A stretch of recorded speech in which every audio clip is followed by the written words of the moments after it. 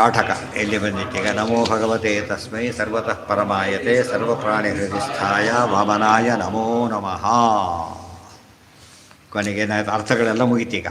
ವೇದೇರ್ ಮುಖ್ಯತೆಯ ಪ್ರೋಕ್ತಃ ಋತಮಿತ್ತೇವ ಚೋಚ್ಯತೆ. ವೇದದಿಂದ ಅತ್ಯಂತ ವೇದಗಳಿಗೆ ವೃತ ಅಂತ ಹೆಸರು.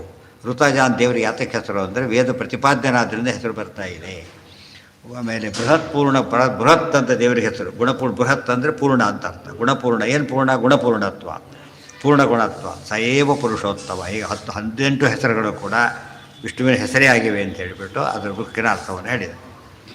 ಮುಂದೆ ಊರ್ಧ್ವಂ ಪ್ರಾಣಂ ಮುನ್ನಯತಿ ಅಪಾನಂ ಪ್ರತ್ಯಗಸ್ಯತಿ ಮಧ್ಯೆ ವಾ ಮನಮಾಸೀನಂ ವಿಶ್ವೇ ದೇವಾ ಉಪಾಸತೆ.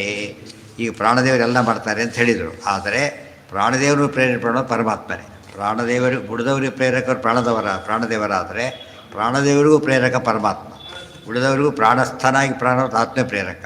ಅದನ್ನು ಹೇಳ್ತಾರೆ. ಊರ್ಧ್ವಂ ಪ್ರಾಣಂ ಮುನ್ನಯತಿ, ಮೇಲಕ್ಕೆ ಹೋದರೆ ಪ್ರಾಣ. ಅಪಾನಂ ಪ್ರತ್ಯಗಸ್ಯ, ಅಪಾನ ಅಂದರೆ ಕೆಳಗೆ ಹೋಗೋದು. ಮಧ್ಯೆ ವಾಮನಮಾಸೀನಂ, ಮಧ್ಯದಲ್ಲಿ ವಾಮನ ಇದ್ದಾನೆ. ವಿಶ್ವೇ ದೇವ, ವಾಮನಾಧಿಕರಣ ಅಂತೇಳಿ ಅಲ್ಲಿ ಬರುತ್ತೆ ಬ್ರಹ್ಮಸೂತ್ರಗಳಲ್ಲಿ. ಅಧಿಕರಣದಲ್ಲೇ ವಿಷಯ ಬಂದಿದೆ. ಬಂದಿರೋ ವಾಮನ ಯಾರು ಅಂತ ಪ್ರಶ್ನೆ ಮಾಡಿದರೆ ನಾರಾಯಣ ಬ್ರಹ್ಮ ಅಂತ ಆಗಬೇಕು. ಯಾರೋ ಗಿಡ ಕುತ್ಕೊಂಡು ಮಾಡ್ತಾನೆ ಅಂತ ಅರ್ಥ ಅಲ್ಲ. ಭಗವದ್ ರೂಪಕ್ಕೆ ಆ ಮಾತು ಬಂದಿದೆ. ಹೌದು, ಎಲ್ಲ ಪರಮಾತ್ಮ ಬಗ್ಗೆ ಹೇಳಿದ್ದು ಅಂತ ಹೇಳ್ತಿರೋದು. ಈಗ ಮುಂದೆ ಹೇಳ್ತಾ ಇದೇ ಬರುತ್ತೀಗ. ಅಸ್ಯ ವಿಶ್ರಂಸಮಾನಸ್ಯ ಶರೀರಸ್ಥಸ್ಯ ದೇಹಿನಃ ದೇಹಾದ್ ವಿಮುಚ್ಯಮಾನಸ್ಯ ಕಿಮತ್ರ ಪರಿಶಿಷ್ಯತೆ ಏತದ್ವೈತತ್. ಅಸ್ಯ ವಿಶ್ರಂಸಮಾನಸ್ಯ ಶರೀರಸ್ಥಸ್ಯ ದೇಹಿನಃ. ಈ ದೇಹ ಇದೆ, ಶರೀರ ಇದ್ದಾನೆ. ಅದೇನಾಯಿತು? ದೇಹ ಈಗ ಬಿಟ್ಟು ಹೋಗ್ತಾ ಇದ್ದಾನೆ. ದೇಹಾದ್ ವಿಮುಚ್ಯಮಾನಸ್ಯ, ಒಂದೊಂದೇ ಹೋಯಿತು. ಒಂದು ಸ್ಟೇಜ್ ಅದು. ಕಣ್ಣು ಹೋಯ್ತು, ಕಿವಿ ಹೋಯಿತು, ಒಂದು ಸ್ಟೇಜ್ ಅದು. ಇನ್ನೊಂದು ಸ್ಟೇಜ್ ದೇಹನೇ ಹೋಯಿತು. ಏನು ಉಳಿತಾಗ ಅಂತ ಕೇಳಿದರೆ ತದ್ವೈತ. ಪರಮಾತ್ಮ ಮಾತ್ರ ಏನಾಗ್ತಾನೆ? ಯಾವ ಕಾಲಕ್ಕೂ ವಿಕಾರ ಹೊಂದೋದಿಲ್ಲ. ಪ್ರಾಣ ವಾಯುದೇವರು ವಿಕಾರ ಇಲ್ಲ, ಜೀವನೂ ವಿಕಾರ ಇಲ್ಲ, ದೇಹ ಮಾತ್ರ ಹೊರಟೋಯ್ತು ಅಂಥೇಳಿ ಅದಕ್ಕೆ ಲಿಂಕ್ ಮಾಡ್ತಾರೆ. ನ ಪ್ರಾಣೇನ ನಾಪಾನೇನ ಮರ್ತ್ಯೋ ಜೀವತಿ ಕಶ್ಚನ ಇತರೇಣ ತು ಜೀವಂತಿ ಯಸ್ಮಿನ್ನೇತಾ ಉಪಾಸಿತ. ಬರೀ ಪ್ರಾಣ ನಮ್ಮನ್ನು ಕಾಪಾಡಿಲ್ಲ, ಬರೀ ಅಪಾನ ನಮ್ಮನ್ನು ಕಾಪಾಡಿಲ್ಲ. ಆದರೆ ಕಾಪಾಡ್ತಾ ಇರೋದು ಯಾರು ಅಂದರೆ ಇವುಗಳಿಂದ ಭಿನ್ನನಾದವರು.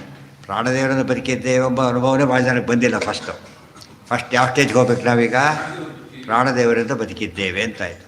ಆಮೇಲೆ ಇಷ್ಟೇ ಅಲ್ಲ, ದೇವ್ರ ದಯೆ ಬೇಕು ಅಂತ ಮುಂದೆ ಹೇಳಿದರು. ಮುಂದೆ ದೇವ್ರನ್ನ ಕನೆಕ್ಟ್ ಮಾಡ್ತಾರೆ. ಇಲ್ಲೋದ್ರೆ ನಮ್ಮ ಕನೆಕ್ಷನ್ ಎಲ್ಲಿದೆ? ಈಗ ಪ್ರಾಣದ ಕಾನ್ಸೆಪ್ಟೇ ನಮ್ಮಲ್ಲಿದೆ ಇವತ್ತು. ನಾನು ಅವನೇ ಪ್ರಾಣ, ಅವನದೇ ಪ್ರಾಣದ ಕಾನ್ಸೆಪ್ಟೇ ಇಲ್ಲ. ಅದು ಗೊತ್ತಾದ ಮೇಲೂ ಕೂಡ ಬರೀ ಇಂದ್ರಿಯಗಳಿದೆ. ಇಂದ್ರಿಯದ ಕಲ್ಪನೆ ಬೇರೆ, ಕರ್ಮೇಂದ್ರಿಯ ಕಲ್ಪನೆ ಬೇರೆ, ಪ್ರಾಣೇಂದ್ರಿಯ ಇದು ಬೇರೆ, ಪ್ರತ್ಯಕ್ಷಾದಿಗಳು ಎಲ್ಲ ಬೇರೆ ಮಾಡ್ತಾ ಹೋದಂತ ಏನಾಗುತ್ತೆ? ಕೊನೆಗೆ ಪ್ರಾಣ ಇದರಲ್ಲಿ ಬರುತ್ತೆ. ಪ್ರಾಣದೇವರಿಗೆ ಎಂಡಾಗುತ್ತೆ. ಪ್ರಾಣದೇವರ ಮೇಲೆ ಪರಮಾತ್ಮ ಇದ್ದಾನೆ. ಅದು ಸರ್ವ ಪ್ರಾಣಸ್ಯ ಪ್ರಾಣ ಅಂತ ದೇವರಿಗೆ ಹೆಸರು. ಅದನ್ನೆಲ್ಲ ಬಿಡಿಸಿ ಹೇಳ್ತಾರೆ. ಅಲ್ಲಿ ಮುಂದೆ ಹೋಗೋದಿಲ್ಲ ಯಾರು ಕೂಡ. ಅಲ್ಲಿ ಬೇರೆ ಭಾಷೆಗೆ ಅಲ್ಲಿಗೆ ಬಿಟ್ಟುಬಿಡ್ತಾರೆ. ಇತರೇಣ ತು ಜೀವಂತೆ ಪ್ರಾಣಾದಿತರ ಅಂದ್ರೇನು? ಅವನ ಹೆಸರು ಪ್ರಾಣನೇ. ಈ ಪ್ರಾಣನಲ್ಲ, ಆತ್ಮದಿಂದ ನಾವು ಬದುಕಿರೋದು. ಆತ ಸತ್ ಅಂತ ಹೆಸರು. ಸತ್ ಹೋದ ಅಂದರೆ ಏನರ್ಥ? ಪ್ರಾಣ ಹೋಯಿತು ಅಂತ ಅಂದರೆ ಸತ್ ಪರಮಾತ್ಮ ಬಿಟ್ಟು ಹೋದ. ಸದಿತಿ ಪ್ರಾಣದೇವರು ಬಿಟ್ಟು ಹೋದರು. ಇವನು ಇನ್ನೇನು ಎಲ್ಲ ಹೋದ್ರು ಬೇಗ ಹಾಕೊಂಡು ಹೋದ್ರು ಯಾರೂ ಇಲ್ಲ ಅಂತ ಅರ್ಥ. ಗೊತ್ತಾಯ್ತಾ? ಕೊನೆಗೆ ಲಾಸ್ಟ್ ಲೀವ್.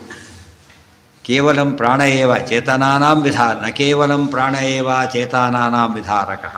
ಪ್ರಾಣದೇವರೇ ಎಲ್ಲದನ್ನು ಧಾರಣೆ ಮಾಡ್ತಾ ಇಲ್ಲ. ಮುಖ್ಯ ಪ್ರಾಣ ಮಾಡಬೇಕು ನಾರಾಯಣ. ಪ್ರಾಣ ಮುಖ್ಯ ಪ್ರಾಣನಿಗೂ ಪ್ರಾಣ ಅಲ್ಲಿ ಆತು ಬರಬೇಕು. ಅದಕ್ಕೆ ಪರಮ ಮುಖ್ಯ ಪ್ರಾಣ ತೊಲಗಲ ದೇಹವನು. ಅಲ್ಲಿ ಎರಡರ್ಥ. ಪರಮ ಮುಖ್ಯ ಪ್ರಾಣ ಒಂದರ್ಥ, ಮುಖ್ಯ ಪ್ರಾಣ ಪ್ಲಸ್ ಪರಮ ಅಂದರೆ ದೇವರು. ಹರಿವಾಯುಗಳು ಬಿಟ್ಟವನ್ನ ಸಾಯ್ತಾರೆ ಅಂತ. ಹೌದು. ನ ಕೇವಲಂ ಪ್ರಾಣ ಏವ ಚೇತನಾನಾಂ ವಿಧಾರಕ ಕಿಂತು ವಿಷ್ಣುಂ ಸಮಾಶ್ರಿತ್ಯ ಪ್ರಾಣೋ ಜೀವಾನ್ ಬಿಭರ್ತ್ಯಯಂ. ಆದರೆ ಪ್ರಾಣದೇವರು ವಿಷ್ಣುವಿನ ಅನುಗ್ರಹದಿಂದ ಈ ಜೀವನ ನಡೆಸ್ತಾ ಇದ್ದಾನೆ, ಶ್ವಾಸಯುತ ಮಾಡ್ತಿದ್ದಾರೆ ಹೊರತು ಸ್ವತಂತ್ರರಾಗಿ ಅಲ್ಲ. ಅಥೋ ಮುಖ್ಯಾಶ್ರಯೋ ವಿಷ್ಣು ಚೇತನಾನಾಂ ಸ್ವತಂತ್ರ. ಏತದ್ವೈತತ್ತಂದ್ರೇನು? ಮುಖ್ಯಾಶ್ರಯ ಯಾರು?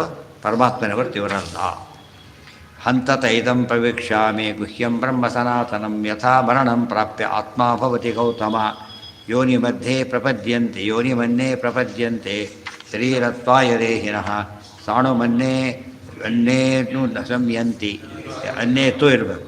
ಯಥಾ ಕರ್ಮ ಯಥಾ ಶ್ರುತಂ ಯಯೇಷ ಸುಪ್ತೇಷು ಜಾಗರ್ತಿ ಕಾಮಂ ಮನುಷ್ಯೋ ನಿರ್ಮಮಾಣಃ ತದೇವ ಶುಕ್ರಂ ತದ್ಬ್ರಹ್ಮ ತದೇವಾಮೃತಮುಚ್ಯತೆ ತಸ್ಮಿನ್ ಲೋಕಾಶ್ರಿತಾಃ ಸರ್ವೇ ತದು ನಾತ್ಮೇತಿ ಕಶ್ಚನ ತದ್ವೈತತ್. ಅದಿಷ್ಟು ನಾಡಿದ್ದು.